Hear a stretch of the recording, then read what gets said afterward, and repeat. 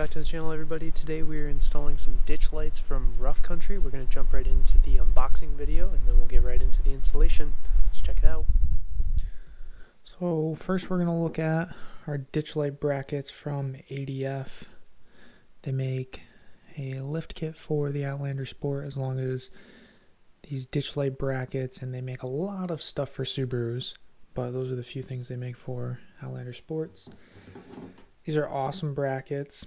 They got their logo cut right in there. They're powder coated, super nice, and they're bent perfectly. I already checked them out. So they mount between your hood and your hood hinges right on those bolts, and then these angles are set up perfectly to slip right between your hood and the plastic fairings where your windshield wipers are, and they already have them pre-angled for your ditch lights so they're facing towards the ditches, not straight out. The second part of this is Rough Country 2-inch square black with Amber DRLs. Nice foam packaging in here. I'm gonna try to get that up. You can see that cool. So we have our light pods, or our ditch lights. Right here they have plastic covering on them. Pop them off, and they're black housings, and they have an amber daytime running light, so they have two amber chips that creates like this bar across when it's turned on. So there's both of those lights, and then the entire wiring harness is right there.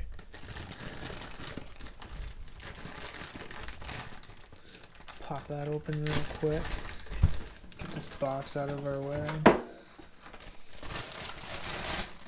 And there is the harness. It has everything you need, positive and negative, the two leads for the two individual ditch lights, and then the rocker switch. Down is the daytime running lights, middle is off, and then all the way up is turning the lights on. Excuse the noise of the heater, but it's time to get into the installation. So first we're going to start with removing these aftermarket hood struts and replacing back the normal hood prop. The reason I have to remove these is they utilize the same mounts that the ADF ditch light brackets utilize. They go between the actual hinge and the hood, so there's not enough room for both of them to be sandwiched in there.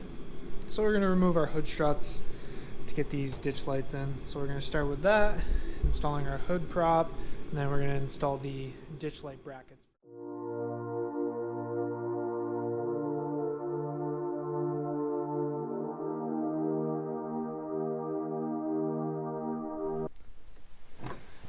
Alright, so we got a 12mm socket. I'm just going to loosen these up.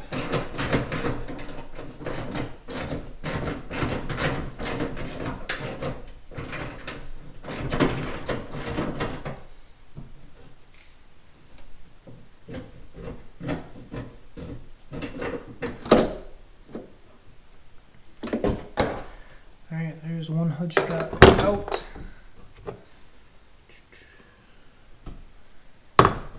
We just gotta grab our other bolt, or nut I should say.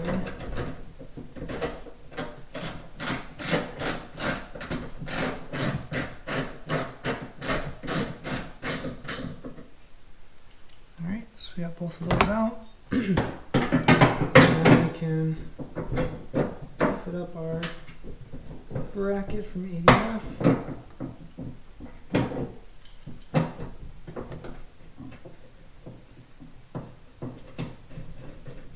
Those threads started by hand, and then we can kind of mess around with sandwiching everything back how it's supposed to be. We'll just tighten it up loosely and then mess around with adjusting it in a moment.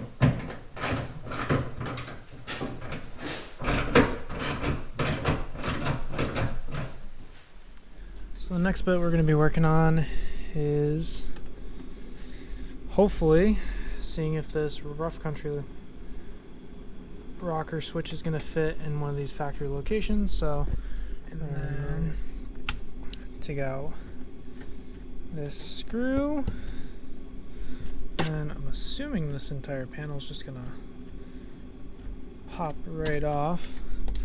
Doesn't appear that there's many more screws, so yep.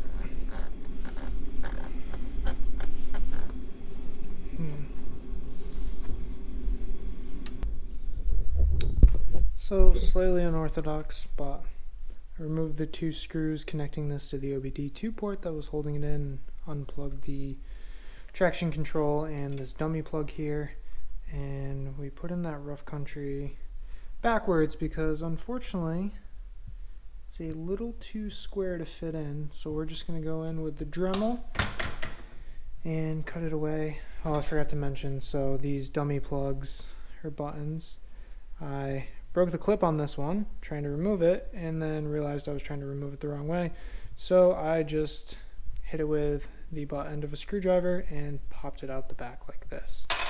So we're going to trim this up so that way our rough country switch will fit in there.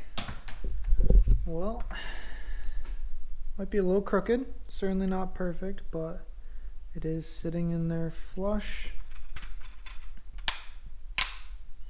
Rocker works fully, and the connection's right there in the back, which is where we're planning on wiring everything right to. Alright, so this was not the original plan. So there's this little vent that feeds down to your cabin air filter and blower motor assembly. People are saying you can run stuff down there, which is true. You can like pry between the plastic vent and the firewall, and you can reach down here inside the glove box compartment, and it comes down like here, and then you can shoot your wiring over. That's cool, but my wiring is not long enough to go all the way to the driver's side, so I did what I didn't want to do, and you can't see it super well, but drilled a hole in my firewall. I just gotta poke through the sound deadening insulation kind of stuff, and I'll just be able to feed my cable through there. That involved taking off this plastic trim, which is 6 little tiny push clips, and then it kind of wiggles off, and taking off the windshield wipers. That's why you see the whole windshield wiper. Alright, so the wires are finally fed through the firewall. That took an embarrassing amount of time to do.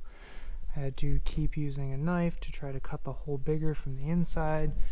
I was using various pry bars and screwdrivers and what have yous to push through to try to make that hole bigger, but finally got it through. So I am going to run my wiring now. So this project started going down the rabbit hole a little further than I was expecting, but we're on to the next step of we're going to hook up our positive lead. So we're going to tuck it down around here, pop it right there where the amp is, and then our negative lead's going to come over here. Same thing, right onto the terminal of the battery. Then we're going to tuck it along with some of this factory wiring harness, and we'll probably tuck it up and zip tie it in here, and then we'll get our... So that's all done. Wires are all tucked and ran and hidden away. It's not perfect, but for myself it's pretty good. So now we're just going to fully adjust these and tighten them down. Check for any clearance issues with the hood closing. So just now that we're in daylight, another quick overview. There is the switch insulation. It is a little crooked, but hey, it's alright. Kind of blends in, hides. Up is turning the ditch lights fully on, middle is off, and then down is the daytime running lights. And this isn't the final adjustment of the ditch lights, but they were at 45-degree angles, so they were more so this way. Brought them into about 30 since the pattern of the light was a little further than I wanted. I tried to bring it closer into my headlights, but I have new LED bulbs coming in, so we'll get that adjusted once those are installed. But here's an exterior look in daytime. Those lights and covers just pop off super easy. Wrapping up this video, we're going to take a look at our switch, just a better still photo of it. A look from inside the car, how the ditch lights really don't get in your view that much. A last little look at our brackets.